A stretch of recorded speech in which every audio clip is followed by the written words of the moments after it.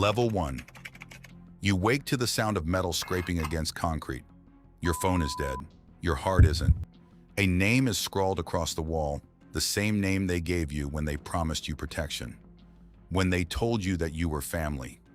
Now that name feels like a sentence. You taste copper and fear. There's a weight on your chest that has nothing to do with the jacket you're wearing. You move like a shadow. You memorize exits without even thinking about it. Two men stand on the stoop. Their laughter is low and practiced. You keep your head down. Smile when you're supposed to. Keep your eyes moving. Because here you've learned that a look can say more than a conversation ever could. A flicker of recognition, a nod, a debt, a deadline. You were brought in as family. They gave you a name. Then they broke you in. But tonight, something inside you changes. You decide that name will not become your prison. You leave a glass on the table, a small message to yourself. Don't draw attention. But families notice when someone disappears. And this family has ways of making sure you don't get very far. You breathe, you plan, you slip something small into your shoe, a memory, a talisman, something to remind you why you're leaving. Then you step into the night, not knowing if you're walking toward freedom or straight into something worse. Level 2. The street is colder than you remember. Every light feels like a witness. Your steps are quick but measured. You know the rhythm of the patrols. You know who pays whom. And you know there's a safe house 2 blocks away, a place meant for emergencies, silence, and people who need to disappear. You take the alley between the laundromat and the bakery. Trash bins scrape against the pavement. Then you hear footsteps behind you. The air suddenly feels smaller. They call your name, slowly, testing you. You don't look back. You give them nothing. Your pulse spikes, but you force yourself to breathe. 4 counts in, 6 counts out. Again and again. A hand brushes your shoulder. Not a grab, just enough to remind you that they know you're there. You feel the weight of everything you used to be. You used to belong to that world. You used to be proud of the uniform. Now it smells like smoke. At the corner, you notice a figure standing completely still, watching, waiting. You move through the gap before they can react. Then you disappear into a crowd. For the first time tonight, you're surrounded by people who don't know your name. You remember the route home. Then you add a detour. Because change is dangerous here, but staying the same might be even more dangerous. Level 3. Inside the safe house, you finally breathe like a secret that has been allowed to exist.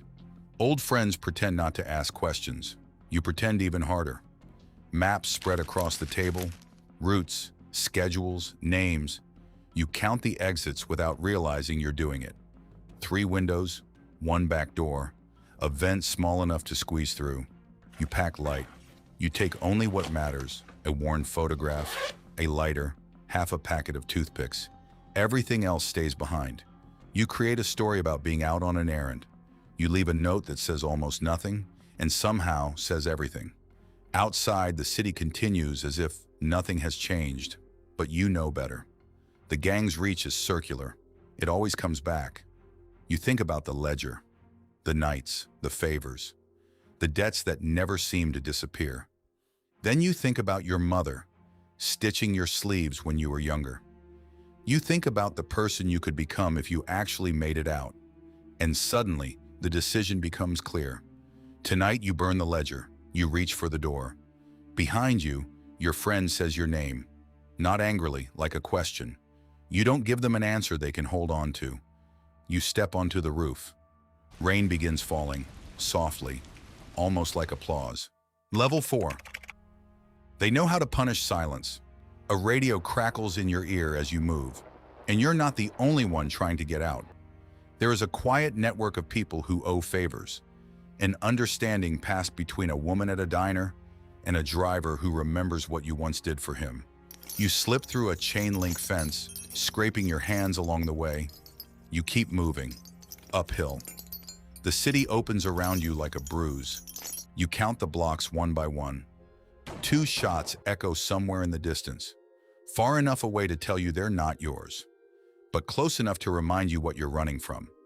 You stay close to walls, garbage bins, corners, anything that makes you part of the background. You're learning something new. Sometimes disappearing doesn't mean becoming invisible. Sometimes it simply means becoming ordinary. Then you notice the car. It's following you. Its tail lights flicker behind you. You duck into a doorway. The car passes. For one breath, you're invisible. Then a face appears in the alley. Someone who remembers your laugh. A hand reaches for your collar. You step backward, and suddenly the city moves for you. A trolley rattles past. You disappear into the crowd, shoulder to shoulder with people who don't know your name. You hold your breath. You don't know how long you can keep running, but stopping isn't an option. Level 5. Then the search begins. Voices spread across neighborhoods like ropes being thrown over everything you know. Your name becomes a warning. A bounty becomes a promise. And suddenly, you have to move faster. The driver is waiting at the bridge. You approach with a bag and a code word. He looks at you, then asks quietly, "You sure you want this?" For a moment, every regret you've ever had feels heavier than the bag in your hand. You cross the bridge. Traffic shakes beneath you. So does your resolve. On the other side, the buildings become quieter.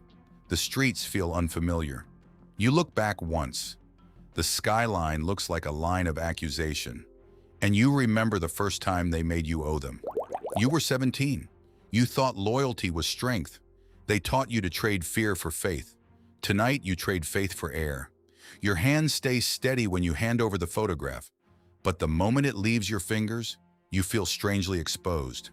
The driver takes you toward a border that isn't marked on any map. His voice stays quiet. His eyes stay cautious. Then you reach the checkpoint. A familiar face leans out. Not a friend, not an enemy. A person who remembers debts. You smile like someone who has nothing to hide. You show what you have to show, and keep the rest buried where nobody can reach it. Level 6.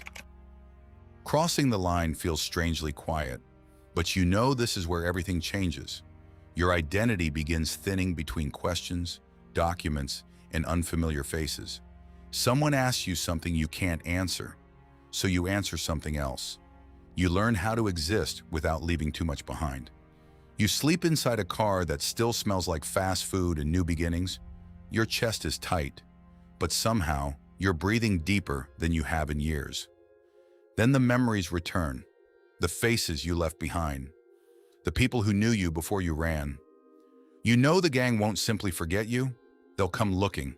They'll send messages. They'll burn things that mean something to you. A jacket, a name, a memory. They'll try to make the whole city feel smaller. And that's when you realize something.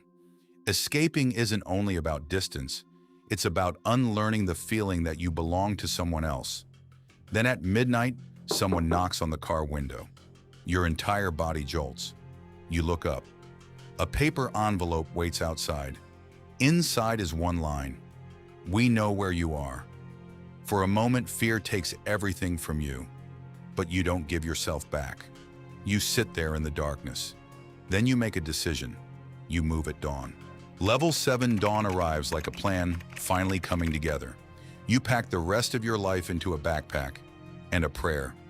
You walk through a city, waking up without knowing your name. You head toward a ferry. It smells like diesel and departure. Behind you, a message appears on a wall. Your face, painted in red, the city stares, then looks away. You buy your ticket. The clerk looks at you with a kindness that asks no questions. You sit on the deck. The water stretches beneath you, cold and indifferent. You watch the coastline disappear. Behind you, the people you escaped will search in the places they know. They'll question friends. They'll threaten people. They'll try to turn your past into a cage. But something inside you has changed. Their threats still scare you. They just don't control you anymore. On the other side of the river is a life that doesn't know your name, a life that can't be branded so easily. You close your hands around the future. You think about calling someone. You don't. Not yet. Instead, you practice introducing yourself by another name, not as a lie, as a liberty. The ferry horn sounds. You listen. Then you let the city disappear behind you. Level 8. You arrive in a place filled with light you haven't seen in years. You find a small room above a shop. The owner doesn't ask questions. Maybe he has learned that some people don't need to explain where they came from. You trade information for shelter. You take a job that pays in small, honest numbers. Every paycheck feels like another link breaking from a chain. You meet people who don't keep ledgers. People who don't measure every favor. People who don't make you wonder what you owe them. You learn how to eat without checking who is watching. The nightmares come less often now. But when they do, you wake up and press your palm against the scar on your hand. You call a number once. The person answers. You hang up. Not because you're afraid, because for once, you get to decide when the conversation ends. Then the news reaches you. Fires, painted walls, a name you once loved appearing in a headline. You breathe through the grief, and you realize something important. Grief doesn't mean you have to go back. You begin writing letters to the person you used to be. You never sign them. They're promises, warnings, reminders. One afternoon, you sit alone on a park bench and watch the sun move your shadow across the ground. And finally, you understand. Escape was never one dramatic moment. It was every small decision, every quiet act of resistance, every time you chose yourself. You still look over your shoulder sometimes. Old instincts don't disappear overnight, but eventually they become quieter, like winter leaves finally falling from a tree. You plant the beginnings of a new life, and you water it with small, relentless choices. Back in the old city, your face may still be painted on walls, but here you write your name on a table inside a small coffee shop.